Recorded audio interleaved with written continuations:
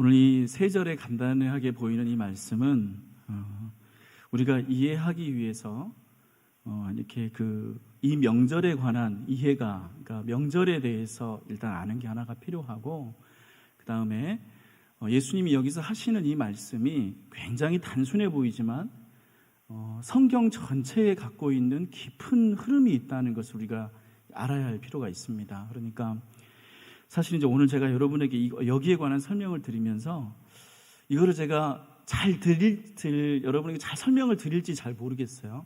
근데 아무튼 성령님께서 지혜를 주셔서 저도 잘 설명하고 또 여러분도 잘 이해할 수 있기를 바랍니다.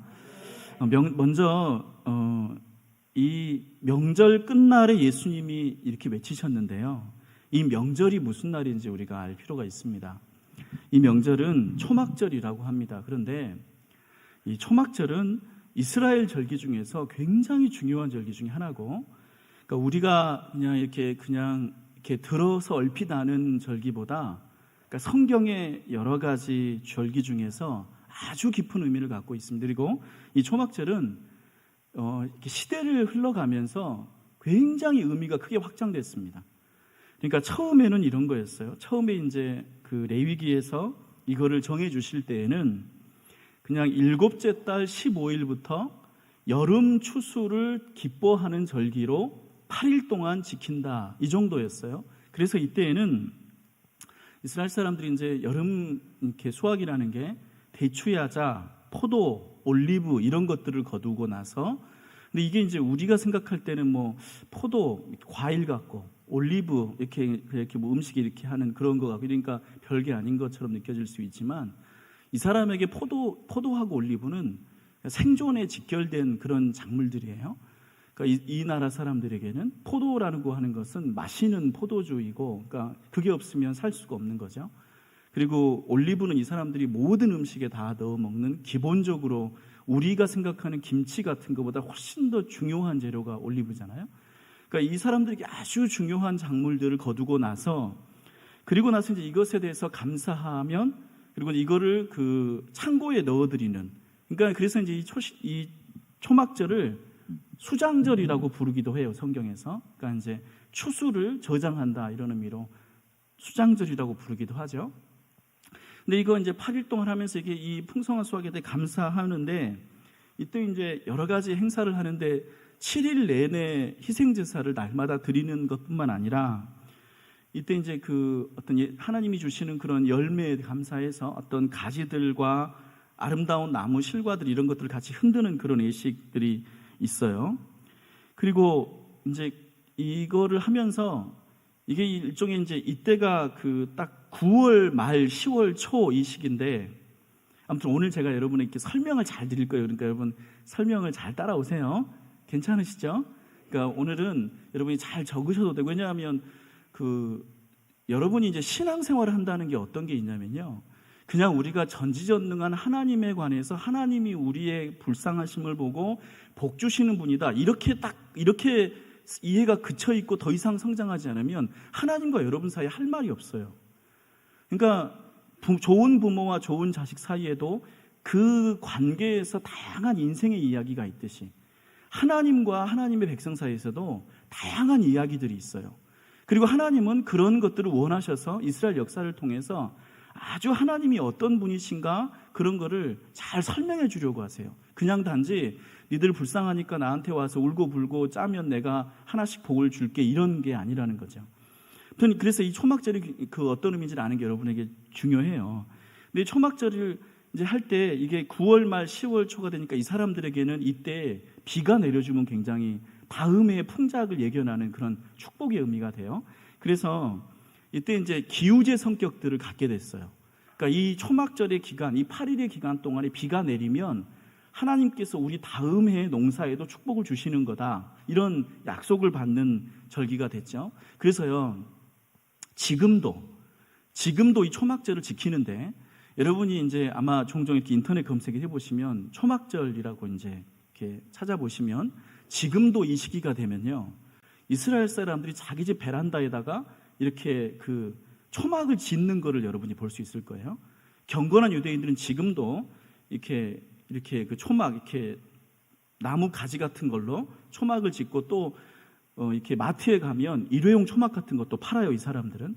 그러니까 지금도 지키는 건데, 이거를 지킬 때 그 주변의 아랍 사람들이, 그러니까 주변의 아랍 민족들이 뭐를 보냐면 이 시기에 비가 내리는지 안 내리는지를 봐요.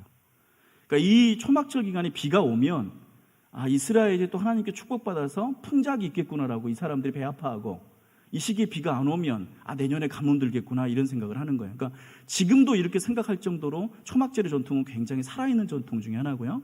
그래서 첫 번째는 추수 후에, 여름 추수 후에 절기를 감사하고 또 다음의 농사를 준비하는 게 일단 그 시기적으로 하나가 있고요.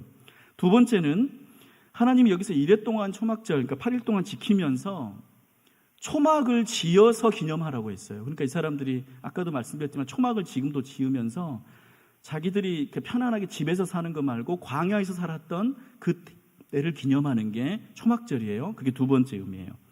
그리고 이제 여기가 이제 기본적인 의미고요. 그 다음에 발전한 의미가 있는데, 그 다음에 나중에 솔로몬이 그 성전 봉헌을 하잖아요. 이제 세월이 흘러서. 근데 솔로몬이 성전 봉헌 기도를 할 때 그때 어느 절기에 맞춰서 하냐면 이 초막절 절기에 성전 봉헌 기도를 드려요. 그래서 초막절과 성전 사이의 연관성이 이스라엘 역사에서 하나가 생깁니다. 이게 중간 단계 하나 생기고, 그 다음에 이 초막절을 정하는 신명기 31장 말씀에서 매 7년째 되는 초막절에 율법을 낭독하라는 계명이 주어져요. 그래서 이 초막절은 율법 낭독이라는 또 특성을 7년마다 한 번씩 갖게 돼요. 그러니까 여러분 제가 다시 정리해 볼게요. 초막절은 첫 번째 추수를 감사한다. 두 번째 광야를 기억한다. 초막을 지어서. 세 번째 성전과 관련된다. 네 번째 율법을 읽는다. 이렇게 의미가 발전된 다음에 그 다음에 이 초막절이 나중에 예언의 시대로, 그러니까 나라를 잃어버리고 나서 예언의 시대로 가서 굉장한 의미를 나중에 가져버리는데, 그게 뭐냐면 스가랴서 9장에서 14장 내용, 그리고 에스겔서 47장 내용, 여기에서 하나님이 최후의 승리를 거두시는 이야기가 예언되는 내용이 나오는데, 이 내용이 기가 막힌 내용들이죠. 그러니까 스가랴서 9장에서부터 9장에 메시아가 나귀를 타고 예루살렘 성에 들어오실 거란 예언부터 시작을 해서 하나님이 예루살렘의 은총과 간구의 심령을 부어주실 것이라는 12장의 내용, 그 다음에 다윗의 집을 위해서 샘을 여시고 예루살렘을 깨끗하게 하실 것이라는 스가랴서 13장의 내용, 그 다음에 스가랴서 14장에서 생수가 예루살렘에서 흘러나와서 사회로 흘러 들어갈 것이라는 14장 8절의 내용, 그리고 마지막으로 모든 대적들이 멸망할 것이고 사람들이 해마다 예루살렘에 올 것이 와서 하나님을 경배한다는 내용이 나오는데, 그 날이 뭐라고 나오냐면 그날이 초막절이라고 나와요. 그러니까 성경에서 초막절이 갖고 있는 의미가 하나님의 궁극적인 승리를 나타내요. 그리고 이 승리를 광야 생활을 기념하는 초막에서 시작을 해서, 그리고 비가 내리는 거라고 그랬잖아요. 그 승리의 최종적인 그 완성의 상징을 뭘로 만드냐면 성경에서 예루살렘에서부터 생수의 샘이 흘러나간다고 설명하기 시작해요.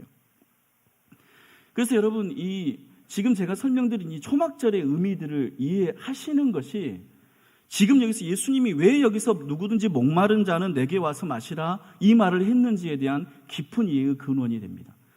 그러니까 여러분, 이 초막절에 대한 이해가 없이 이 말을 읽으면, 그럼 목마른 사람에게 물 마시면 좋은 거지, 그러니까 이렇게 가볍게 이해하는 분들은 가벼운 은혜 외에 들어갈 게 없어요. 그러니까 예수님이 이렇게 말씀하시는 것은, 그러니까 초막절이 샘물과 관련이 있고, 이 샘물과 관련해서 이 이해가 이스라엘 사람들이 깊이 있어요. 그러니까 예수님 시대에 예수님이 이 말을 하기까지는 레위기에서 초막절이 제정되고 나서부터 그게 솔로몬의 성전 재건, 그다음 7년마다 율법 낭독, 그다음에 그 나라를 잃어버리고 나서 스가랴 예언자에게 주시는 예언, 그다음에 이 예언을 기본으로 해서 에스겔서 47장에서 성전에서부터 생명을 살리는 물이 흘러나간다는 예언까지. 그러니까 여러분, 에스겔 47장에서 성전에서 생명의 물이 흘러나간다는 예언을 할 때 그 예언이 에스겔이 난데없이 받은 예언이 아니라 이게 초막절에서 쭉 흘러나오는 예언인 거예요.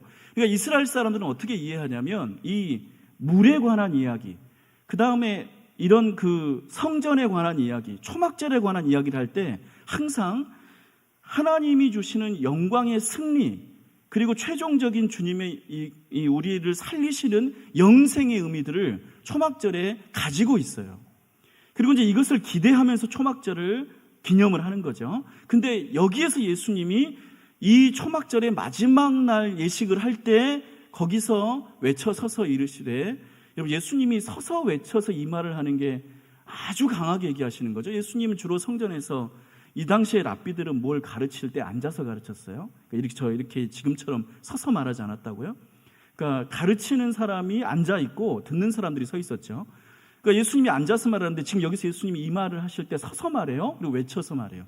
그러니까 이 얘기가 굉장히 중요한 얘기로 강조하시면서 하시는데, 누구든지 목마르거든 내게로 와서 마시라, 이 말은 어떻게 물 파는 사람이 목마르니까 와서라 이 말씀을 하고 있는 게 아니라 지금 성경, 구약 성경에서 층층이 쌓여진 의미들을 여기서 그들이 기대하고 바랬던 그 생수, 생명수, 성전에서 나오는 궁극적인 승리로서의 생명수가 어디서로부터 흘러나오는지를 예수님이 나로부터 나온다는 얘기를 여기서 하시는 거죠. 여러분 이렇게 하면서 이제 이 얘기 하시는데, 여러분 제가 여기서 여러분에게 그 초막절의 관습을 다시 한번 설명을 드리려고 해요. 그러니까 이 초막절이 이제 지금 우리는 보지 못하지만 이 성경에서 이 초막절이 그렇게 중요한 명절이었으니까 이게 그 의식이 있거든요. 그 의식을 제가 설명을 해드릴게요. 이 초막절이 이렇게 8일 동안 이렇게 지켜지는 절기인데, 이 중에 마지막 날은 희생 제사만 드리고 7일 동안 물을 붓는 의식을 한다고 여러분이 들으셨을 거예요. 근데 그걸 어떻게 하냐면, 먼저 날마다 새벽이 되면 제사장이 그 예루살렘 성전으로 들어오는 연못이 예루살렘 성 바깥에 기온샘에서 흘러 들어와요. 그래서 기온샘으로 가서 새벽에 제사장이 거기서 이렇게 금으로 만든 주전자 같은 거를 들고 가서 거기다가 물을 채워가지고 와요. 그러면 이거를 이제 새벽에 가서 물을 채워오면, 그러면 옆에 이제 회중들이, 사람들이 몰려들어서 이렇게 따라가는데, 그때 이사야서 12장 3절에 찬양을 해요. 너희가 기쁨으로 구원의 우물들에서 물을 기르리로다. 이 말씀으로 만든 찬양들을 옆에서 부르면서 따라와요. 그렇게 따라오면서 이 사람들이 양손에 그 초막절에 이렇게 흔드는 식물들과 가지들과 열매들을 그런 풍성한 수확의 의미로 같이 흔들면서 따라와요. 그리고 그렇게 해서 이렇게 성전으로 들어오면요, 그러면 성전 성가대가 들어올 때 할렐 찬양이라고 시편 113편에서 118편까지의 성전에 오르는 노래라고 우리가 시편에 써져 있는 그 찬양들을 쭉 부릅니다. 그리고 그 부르면서 113편에서 부르다가 118편에서 여호와께 감사하라는 그런 구절이 나오면, 그게 이제 마지막 구절에 들어가는 내용인데, 그 구절에 나오면 제사장이 제단에 올라가요. 그리고 제단에 올라가 제단 주위를 돕니다. 그리고 제단에 올라갔을 때 거기다가 이제 은으로 만든 이렇게 깔때기 같은 거를 그 제단에 세워두는데, 거기에다 이렇게 물을 부으면서, 이렇게 물을 부으면 그 물이 이렇게 저장되는 게 아니라 그 물이 제단에서 이렇게 흘러와서 거기 아래로 쭉 이렇게 퍼지겠죠.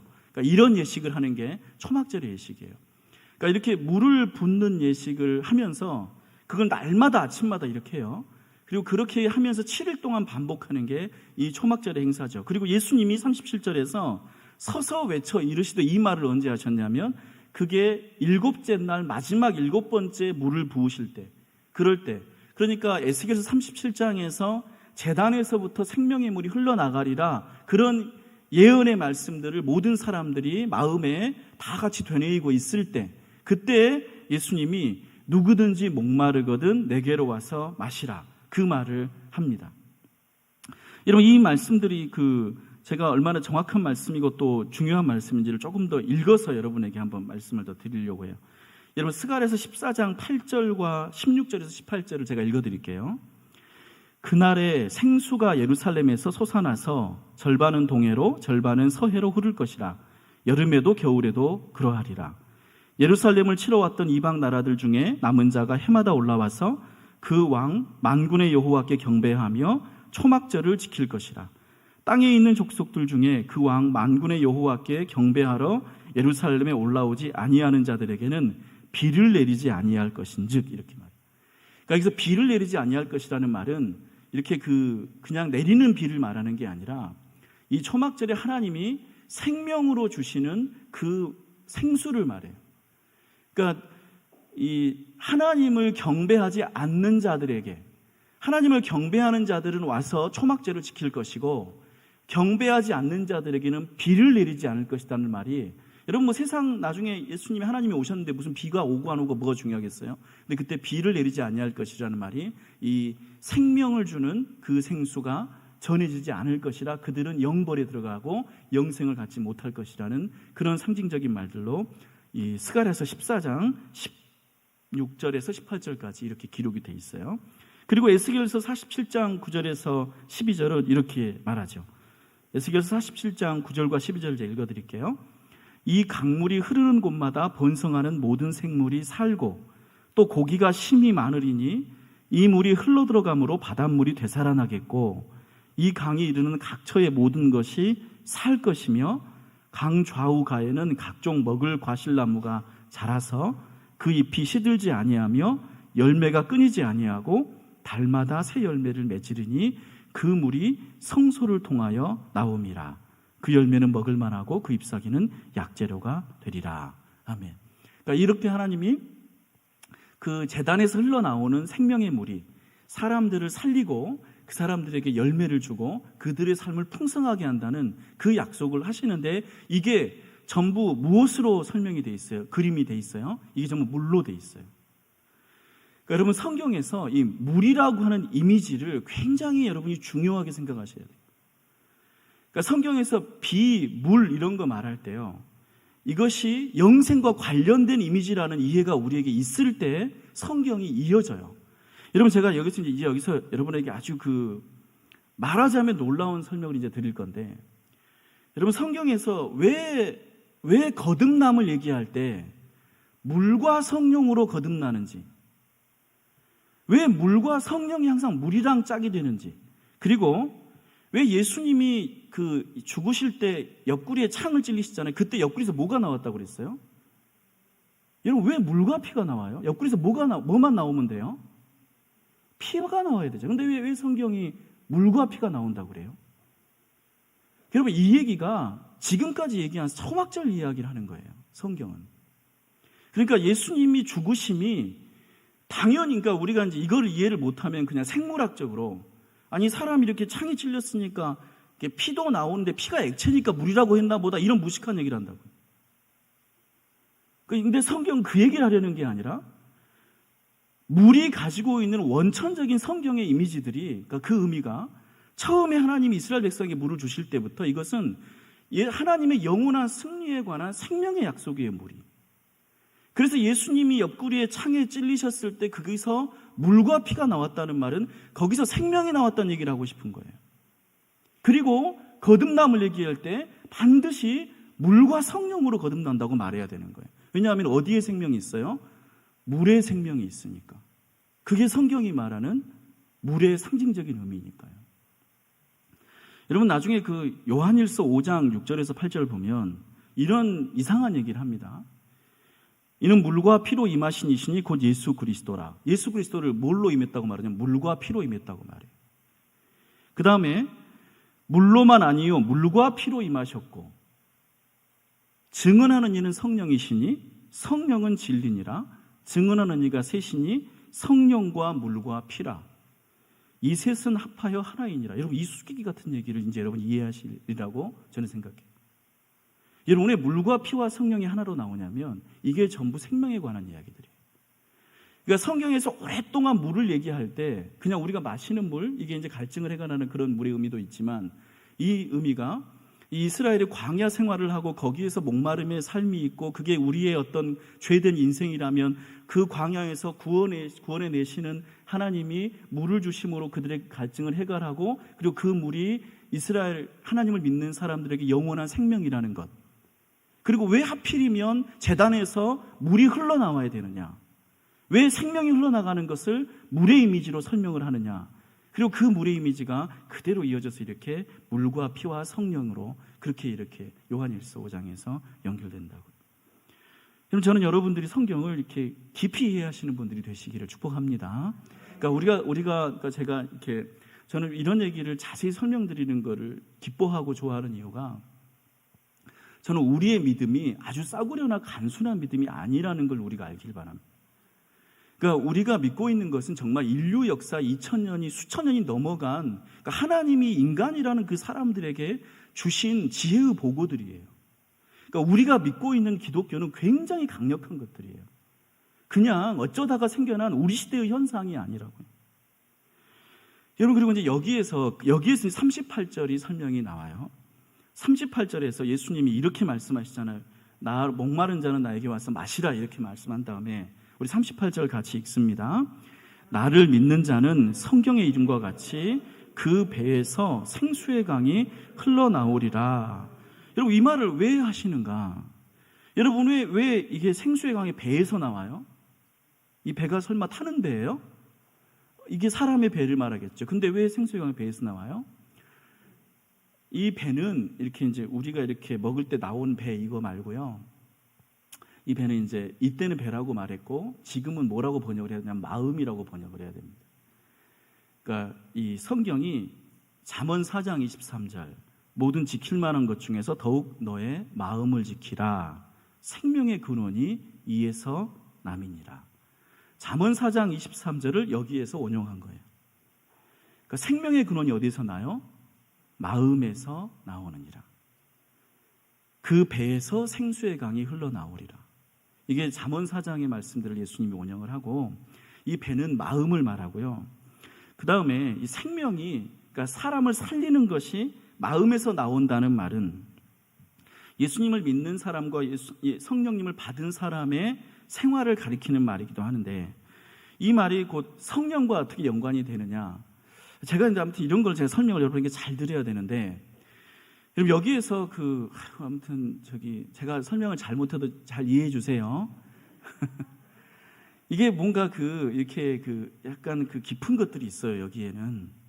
그러니까 지금 예수님도 그러니까 이 말을 너무나 깊은 의미에서 하시는 거예요. 이 말들이. 여러분, 마음에서 생명의 근원이 난다. 이렇게 말하고, 그리고 물이 영혼과 관련이 있고, 이러면서요. 어떤 이제 상징성을 성경이 갖냐면, 여러분, 우리가 영을 성경에서 이제 히브리 말로 네페시라고 부르거든요. 근데 이 네페시가 영인데, 이 영이 원래 무엇을 가리키냐면, 목을 가리키는 말이에요. 그러니까, 영혼하고는 항상 뭐랑 관련되냐면, 목마름과 관련이 있어요. 성경의 이해에서. 그러니까 영혼은 항상 목마른 그런 이미지를 갖고 있고요. 그래서 이 영혼과 갈증의 관계, 그리고 그 갈증 때문에 영혼과 물의 관계, 그리고 여기에서 물과 성령의 관계, 그리고 성령과 생명의 관계들이 이렇게 이어지는 그런 이미지들이 성경에 나와 있어요. 예를 들면 이사야서 29장 8절에서 목마른 자가 꿈에 마셨을지라도 깨면 곤비하며 그 속에 갈증이 있는 것 같이라는 구절이 있어요. 여기서 속이라는 말이 우리말로 속으로 번역을 했는데 영이라는 네페시로 써져 있어요. 그러니까 목마른 자가 꿈에 물을 마셨을지라도 깨어나면 갈증이 나는 것처럼 그 영혼, 그 안에 사람의 갈증이 있다라는 얘기가 이사야서 29장의 말씀이고, 이 갈증과 영혼의 관계를 가장 잘 표현하는 말이 시편 41편 1절. 여러분도 잘 아시는 말씀. 사슴이 시냇물을 찾기에 갈급함 같이 내 영혼이 주를 찾기에 갈급하나이다. 이 구절 여러분 잘 아시죠? 여기서 무엇이 갈증과 연관돼요? 영혼이 갈급함과 관련이 돼요. 그러니까 영혼이 목마름과 관련이 돼요. 그래서 이 영혼이 목마름과 관련이 되고, 그래서 내가 내 영을 하나님 앞에 내어놓는다를 뭐라고 표현하냐면 성경이 그거를 목마름을 체험받는다고 이어져서 이게 문학적으로 이렇게 변화될 때 내 영을 쏟아놓는다고 표현이 돼요. 여러분 그런 표현들 우리가 하는 거잖아요. 여러분 그런 거 혹시 생각해 보시면서 그런 말 쓰셨어요? 왜 주님 앞에 내 영을 쏟아놓는다고 말할까? 그러니까 왜 우리는 그렇게 기도할까? 내 갈급한 영혼을 주님께 쏟아놓는 기도를 한다고 말하잖아요. 이거는 근본적으로 영과 갈급함과 그 갈급함이 채워지는 물과 관련돼요. 여러분, 이 말이 여러분이 알지 못하든 여러분이 무엇에서 배우셨냐면 사무엘상 1장 15절에서 배우신 말이에요. 거기에서 한나가 이렇게 기도하거든요. 한나가 그 자식이 아들을 못 낳아가지고 이렇게 성전에 가서 이제 성소에 가서 기도했잖아요. 그때 성소에서 기도할 때 막 이렇게 취한 것처럼 이렇게 간절하게 기도할 때 제사장이 너 왜 이렇게 술 마시고 가지고 주정 부리냐고 그럴 때 그 한나가 자기를 설명했던 말이 이거예요.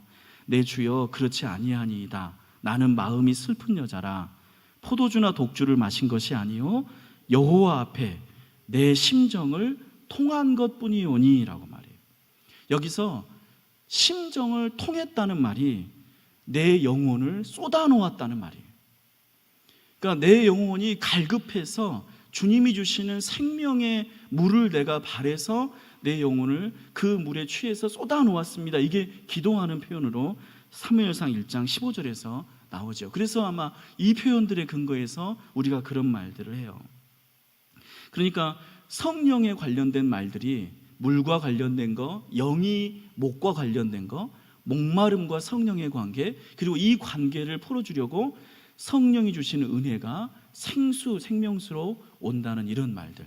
그러니까 이런 이미지들을 여러분이 이렇게 제가 설명을 아무렇게나 했습니다. 근데 여러분들이 잘 이해하셨을 줄로 믿습니다. 여러분 잘 이해하셨죠? 그러니까 저는 하나님께서 여러분에게 지혜를 주셔서 잘 이해하시기를 바라고, 그래서 제가 이제 지금부터 몇 가지 구절을 읽어드릴 테니까 이거를 여러분들이 지금까지 제가 드렸던 설명대로 다 한번 듣고 이해해 보세요. 요한복음 4장 14절. 내가 주는 물을 마시는 자는 영원히 목마르지 아니하리니 내가 주는 물은 그 속에서 영생하도록 솟아나는 샘물이 되리라. 그러니까 여러분 이 말들을 지금까지 제가 설명했던 말들이랑 그런 배경을 가지고 이해하시면 여러분들이 훨씬 깊은 은혜가 될 거라고 믿어요. 그냥 단지 목마른 사람 물 주는 거구나 그게 아니라 성령이라는 것은 속에서 솟아나는 생명수라는 것, 우리의 근본적인 목마름을 해결한다는 것, 우리 영혼은 기본적으로 세상에 나가서 목마를 수밖에 없다는 것, 그럴 때 하나님께서 우리에게 이렇게 생명수를 주시는 것이 우리의 구원이고 은혜요 축복이라는 것. 자, 계시록 7장 제가 읽어볼게요. 그들이 다시는 줄이지도 아니하며 목마르지도 아니하고 해나 아무 뜨거운 기운에 상하지도 아니하리니 이는 보좌 가운데 계신 어린 양이 그들의 목자가 되사 생명수 샘으로 인도하시고. 그러니까 이런 표현들, 왜 이런 말이 나오는지 계시록 21장 6절에서 나는 알파와 오메가여 처음과 마지막이라 내가 생명수 샘물을 목마른 자에게 값없이 주리니. 그러니까 왜 이런 얘기가 나오는지, 그러니까 이 지금 여기서 하는 말씀들이 그냥 이런 생명수 샘물이라 목마른 자라는 그런 말씀들이 그냥 목마른 사람에게 물 주면 좋아라는 게 아니라 그렇게 초막절에서 깊은 전통을 가지고서 완성된 이야기. 또 이사야서 58장 11절에 여호와가 너를 항상 인도하여 메마른 곳에서도 내 영혼을 만족하게 하며 네 뼈를 견고하게 하리니 너는 물된 동산 같겠고 물이 끊어지지 아니하는 샘 같을 것이라. 그러니까 여러분 이 생명수 샘물의 은혜가 여러분에게 있기를 축복합니다. 마지막으로 39절 말씀 우리 같이 읽겠습니다. 이는 그를 믿는 자들이 받을 성령을 가리켜 말씀하신 것이라. 예수께서 아직 영광을 받지 아니하셨으므로 성령이 아직 그들에게 계시지 아니하시더라. 저는 지금까지 여러분들이 잘 들으셔서 이제 이 말씀을 이해하실 거라고 믿어요. 그러니까 물이 목마름을 해결하는 것이 생명을 주는 생명수가 성령을 가리켜 말씀하신다는 말이 요한복음 7장 39절에서 어느 날 그냥 여기서 갑자기 튀어나온 말이 아니라 이게 성경 전체가 갖고 있는 의미라는 것을, 그러니까 이게 요한이 독특한 해석이 아니라 구약시대부터 하나님께서 동일하게 하시는 말씀들을 여기서 요한이 확인해 주는 내용이라는 것을 여기서 알 수 있고, 그 다음에 왜 예수님이 죽기 전에, 그러니까 죽으시기 전에는 성령이 계시지 않냐면, 여러분 고린도전서 10장 4절에서 이렇게 바울이 말합니다. 다 같은 신령한 음료를 마셨으니 이는 그들을 따르는 신령한 반석으로부터 마셨음에 그 반석은 곧 그리스도니라 이렇게 말하잖아요. 반석이 그리스도인데 여러분 이 말이 예수님이 우리의 든든한 반석이 된다 이 얘기를 하려는 게 아니에요. 여기서는 그러니까 성경에서 반석이라고 하는 것은 되게 안전한 피난처를 말하죠. 시편에서는. 여기서 반석은 그게 아니라 이거는 물과 관련될 때는 여러분 반석에서 물이 나오려면 반석이 어떻게 돼야 돼요? 깨져야 돼요. 깨져요. 그러니까 예수님이 성령을 주시려면 예수님이 어떻게 하셔야 돼요? 예수님이 죽으셔야 돼요. 그러니까 반석이 깨져야 물이 나오는 거. 시편 78편 15절 광야에서 반석을 쪼개시고 매우 깊은 곳에서 나오는 물처럼 흡족하게 마시게 하셨으며 그러니까 예수님이 반석일 때 그 반석이신 예수님이 깨져야 거기서 샘물이 나오듯이 주님이 죽으셔야 성령이 우리에게 오신다는 성경의 말씀들이 이렇게 이루어집니다. 여러분 예수님이 십자가를 통해서 우리에게 영원한 생명을 주시는 것을 믿으시는 줄로 압니다. 또 여러분이 그렇게 믿으실 때 그러니까 우리가 어떤 목마른 인생 또 세상의 광야 같은 삶 그런 이렇게 곤고한 그런 곳에 살아갈 때 하나님이 우리에게 주시는 그 촉촉하고 또 우리에게 생명이 흘러나오고 그렇게 풍성한 열매를 맺게 하고 죽어가는 것들이 살아나고 이런 것들이 얼마나 우리에게 근본적으로 주시는 약속인 것을 여러분이 붙들고 성령 하나님이 여러분에게 있을 때 여러분 그 성령님을 그러니까 우리가 이제 성령 강림 절기를 이렇게 지내면서 주일을 지내면서 여러분에게 이런 말씀들을 드리잖아요. 성령이 단지 이벤트적인 은사가 아니라는 것을 그러니까 성령은 훨씬 큰 거예요. 그러니까 우리의 삶의 근본적인 생명에 관한 것들이에요. 그러니까 물이 흘러가서 마른 곳에서 말라가는 것들이 이렇게 막 파래지고 거기서 자라서 열매가 나오고 그러니까 이런 우리 인생의 복된 삶 그런 것들을 성령의 역사라고 설명하는 거예요. 그러니까 여러분 성령 하나님이 우리에게 없으면 우리가 얼마나 가난하고 우리가 얼마나 메마르고 그래서 성령 하나님을 잘못 이해하거나 성령 하나님을 안 가지고 살면 그러면 메마른 신앙이 돼요. 여러분 우리 교회 오래 다니신 분들 중에 되게 성격이 막 뭐라고 해야 돼요? 막 이렇게 아무튼 그런 분들이 있잖아요. 은혜가 없는 교회를 오래 다니셨는데 그러니까 성령이 이렇게 여러분 안에 풍성하게 있기를 축복합니다. 그래서 여러분도 살아나고 또 주변도 살리고 하나님의 은혜가 성령의 임재로 있을 것입니다. 우리 기도하겠습니다.